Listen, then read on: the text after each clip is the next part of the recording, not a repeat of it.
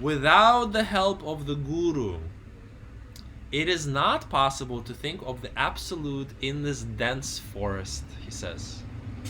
So this is now the point of the guru, and I want to spend a few minutes to kind of to tell you about the importance of the guru, and you know, and how, what is a guru, and why do we really need one? Actually, to understand properly what guru is, not just anybody who calls himself a guru, but a satguru. Satguru is a very particular term in the scriptures. This is different. The scriptures have repeatedly emphasized upon the devotion towards the guru. If you have this devotion, then nothing else is required of you.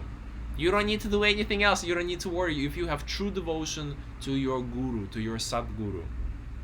Because until you have attachment to your body, until you, who is a real self, the real us, the real I within each of us, who is pure awareness, we are not the body, we are the awareness in the body. This is the truth. This is the truth.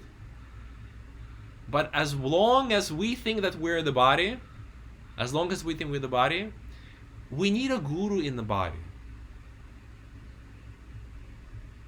Because we are not knowing the spirit yet. We're thinking everything through bodies. I see bodies, I'm a body, I see other bodies. The mind is so much in body that we cannot comprehend what is spirit. We cannot comprehend God. How can you? God is spirit. God is the consciousness, energy. How can you imagine God if our mind is so much engrossed in the body? Oh my goodness, like, you know, you could see if a person has like a toothache, and God forbid they lose a tooth, people have so much fear, so much attachment to the body. What am I gonna look like without a tooth? Oh, it's unimaginable. You know, that's when illnesses come. That's like great example of to show us how much we think that we're the body. Oh my God, it's like that means I'm gonna die if something happens to the body.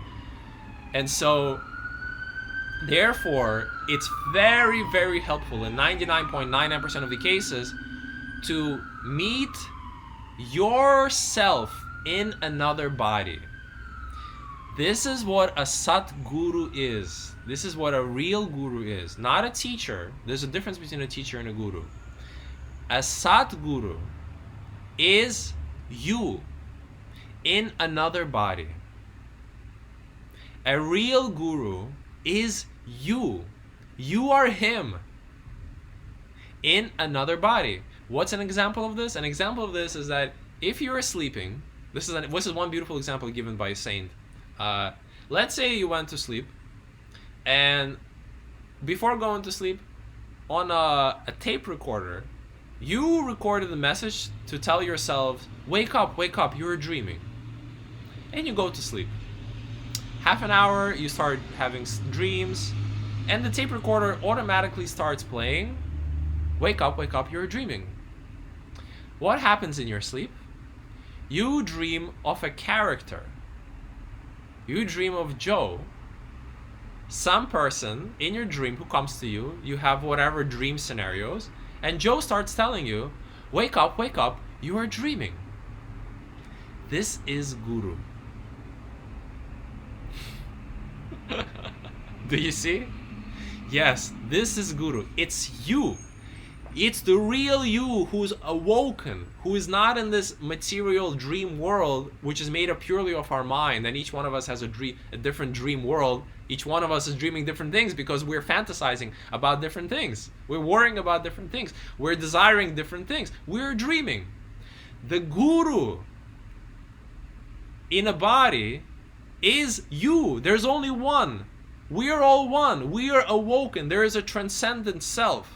It's one, speaking to you through another dream character. Oh. What is God? God is you from the outside, or it's not you who we think as our personal, this character, but it's our supreme self who is in an invisible way trying to communicate with us in our dream world. That's why we can sense God through, like I was giving the example of you know, the way events turn. When you pray to him, you get a response, but it's an invisible response. It's invisible. Even when you hear God speaking to you through the words of other people, those other people don't know necessarily that God is speaking through them, but you know. Because maybe you just made a prayer, a very sincere prayer, and now you're getting exactly those words from another person. God is working in invisible ways. Why? Because we're in a dream. We don't know that we're that one self. So a guru in a body is very helpful because he is that you, and you can communicate with that one self through somebody else who is in another body. It becomes very easy. If you can have faith in your Sadguru, then it becomes very easy to become awakened. So having, and he says, having devotion for the Guru is the same thing as having devotion for yourself.